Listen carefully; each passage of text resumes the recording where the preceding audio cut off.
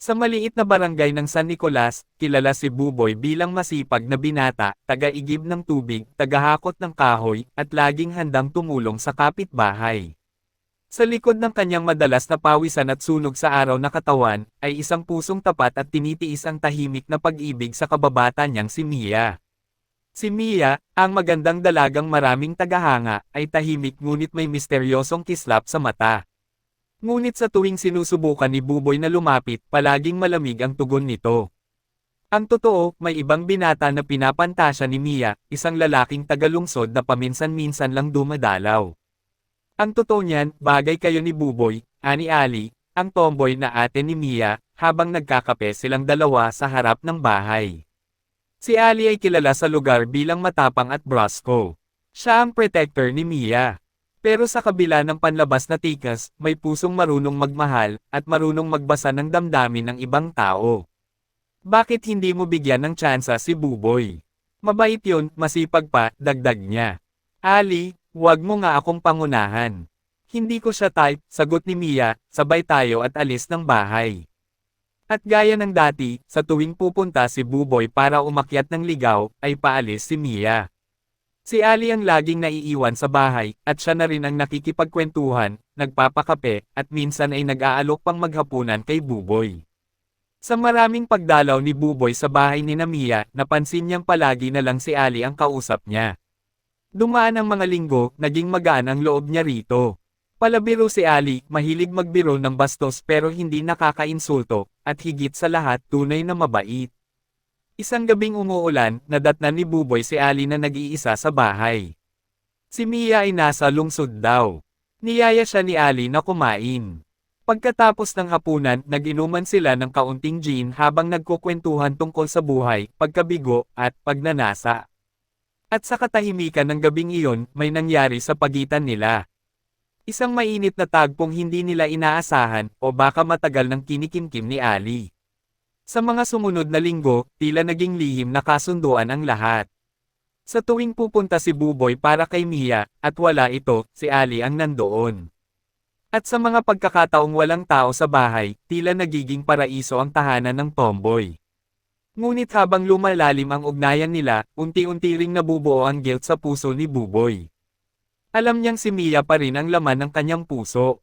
Ngunit bakit parang ang presensya ni Ali ang palaging hinahanap ng kanyang katawan? Isang araw, bumalik si Mia mula sa lungsod. At sa hindi inaasahang pagkakataon, bigla nitong sinabi kay Buboy. Handa na akong subukan. Ikaw na lang. Tulala si Buboy. Hindi niya alam kung matutuwa siya o manghihina.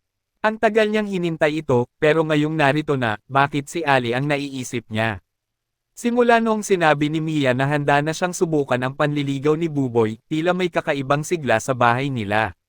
Si Ali, sa kabila ng ngiti, ay hindi na kasing sigla ng dati. Madalas na lang itong tahimik, at tila iniiwasan si Buboy. Bakit parang malayo ka na ngayon? Tanong ni Buboy kay Ali isang gabi habang palihim siyang dumaan sa bahay. Masaya ka na, di ba? Ayan na si Mia. Bakit ka pa nandito? Malamig na sagot ni Ali, habang hindi man lang siya tinitingnan. Hindi agad nakasagot si Buboy. Totoo, masaya siya. Pero may kulang, may kakaibang puwang na naiwan simula nang huminto ang mga gabi nila ni Ali. Habang lumalalim ang relasyon ni Buboy at Mia, lalong gumugulo ang isip ni Buboy. Tuwing niyayakap niya si Mia, hinahanap ng katawan niya ang lambot ni Ali. Tuwing hinahalikan niya ang pisngi ng dalaga, bumabalik sa isip niya ang init ng mga gabi nila ni Ali, ang mga ungol sa katahimikan, ang mga haplos na puno ng lihim. At sa isang gabing dumaan siya sa bahay habang wala si Mia, nadatnan niyang mag-isa si Ali sa kusina. Tulad ng dati, tahimik itong nagkakape. Bakit mo ginagawa to sa akin? Tanong ni Buboy, nanginginig ang boses. Anong ginagawa? Tanong ni Ali, hindi pa rin tumitingin. Pinaiikot mo ako. Una, tinulungan mo akong lumapit kay Mia. Pero ikaw itong. Bago pa niya matapos, lumapit si Ali. Ako ang lumapit sa'yo. Sinong unang humalik, Buboy? Tumigil ang mundo. At sa katahimikan, isang halik na naman ang sumunod. Isa, at pagkatapos ay isa pa. Hanggang muli silang bumigay sa lihim nilang uhaw. Ngunit hindi panghabang buhay ang sikreto. Sa isang hindi inaasahang hapon, habang pauwi si Mia, nadaanan niya ang pinto ng likod ng bahay. Narinig niya ang tawa ni Buboy. At ang boses ni Ali. Sumilip siya sa bintana, at doon niya nasalayan ang hindi niya kailanman inakalang mangyayari, ang lalaking pinili niyang mahalin, ay kahalikan ang sariling niyang kapatid. Umalis ka, Buboy, umiiyak si Mia. Hindi ko alam kung kaninong kahihiyan ka, sa akin, o sa ate ko. Tumigil si Ali sa paglapit. Mia, sorry. Hindi ko sinasadya. Hindi ko rin sinadyang mahulog. Sa kanya o sa katawan niya. Ganti ni Mia. Alam mo bang ikaw ang pinagkakatiwalaan kong tao, Ali?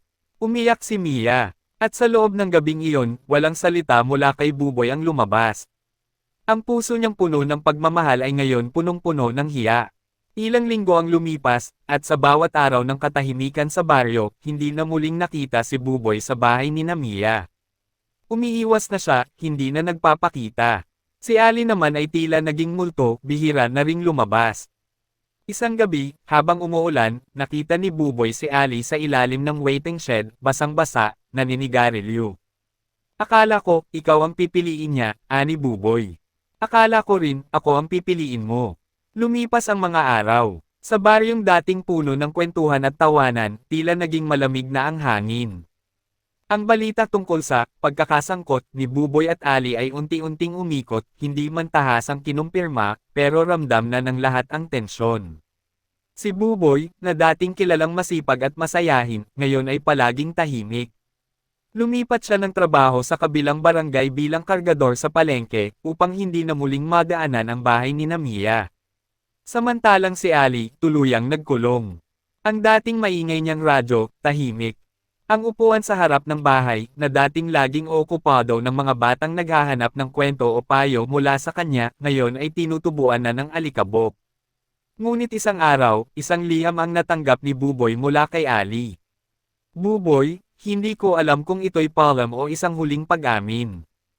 Hindi kita sinisi kahit kailan. Ang totoo, ikaw lang ang lalaking kahit isang beses ay tiningnan ako hindi bilang tomboy, kundi bilang babae. Pero mali ang naging landas natin. Kung nasaktan si Mia, ako ang may sala. Kung sakaling hindi na tayo magkita, salamat. Dahil sa'yo, naranasan kong mahalin, kahit saglit lang.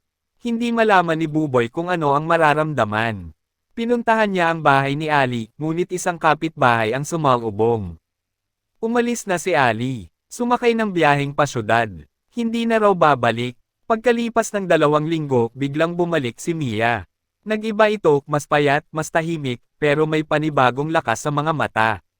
Nagulat si Buboy nang pinuntahan siya nito sa palengke. Kailangan nating mag-usap, ani Mia. Sa ilalim ng malaking punong mangga sa likod ng palengke, nagsalita si Mia. Hindi ko na kayo kinamumuhian. Hindi rin kita kinamumuhian, Buboy.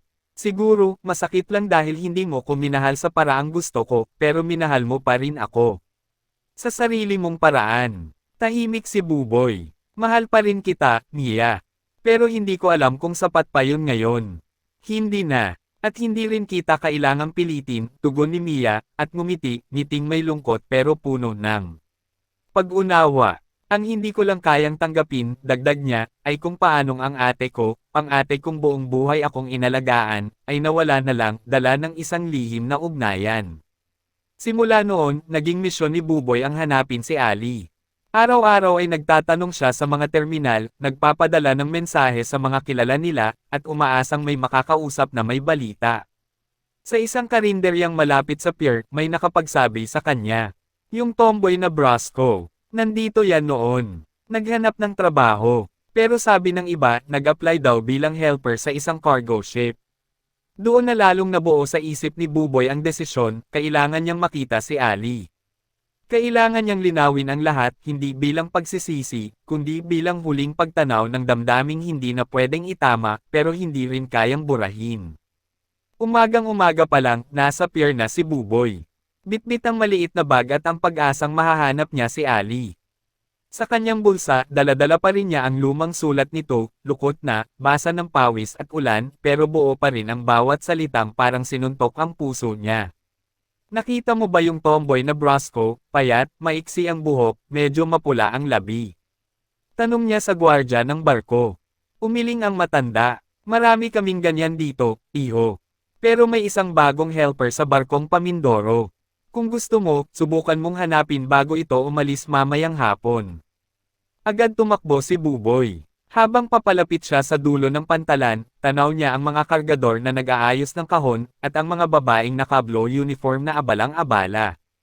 At doon, sa gitna ng init at ingay, nakita niya si Ali, bitbit ang isang sako ng bigas, pawisan, at seryoso ang mukha. Ali! Sigaw niya. Tumigil si Ali. Parang natigilan ang buong paligid sa biglaan niyang paglingon. Tinitigan lang niya si Buboy, habang unti-unting nilapag ang bitbit. Anong ginagawa mo rito? Tanong ni Ali, walang halong emosyon ang mukha. Hinanap kita. Gusto kong makita ka. Gusto kong magpaalam. At humingi ng tawad. Napangiti si Ali, pero may pait sa dulo. Humabol ka pa talaga sa dulo, no? Umiling si Buboy. Hindi lang para humabol. Para sabihin sa'yo na, kahit hindi naging tama ang lahat, ikaw pa rin ang nagpatibok sa puso ko ng totoo. Tahimik si Ali. Ang kanyang mga mata, punong-puno ng damdaming pilit itinatago. Pero hindi ako ang pinili mo. Hindi rin ikaw ang pinili ko. Pinili lang natin ang sandaling bawal. Naglakad silang dalawa papunta sa gilid ng pantalan. Umupo sila sa lumang kahoy na upuan habang pinagmamasdan ang dagat. Akala ko, may tayo, sabi ni Buboy. May tayo, nga. Pero hindi lahat ng tayo, dapat lumalim. May mga tayo na nilikha lang ng pagkakataon, hindi ng kapalaran. Tahimik si Buboy. Wala siyang sagot. Tanging ang pagkislat ng kanyang kamay habang pinipilit hawakan ang kamay ni Ali ang nagsalita para sa kanya. Pahapyaw na hawak. Isang saglit. Pagkatapos, kumalas si Ali.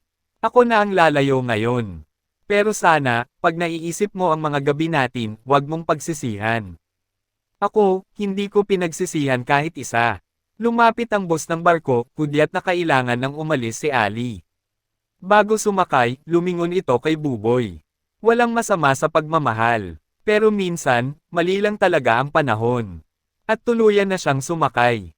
Naiwan si Buboy sa dulo ng pantalan, tahimik, hawak-hawak ang lumang sulat ni Ali habang unti-unting tinatangay ng hangin ang amoy ng dagat at alaala ng isang pag-ibig na ipinaglaban, pero hindi itinadhana.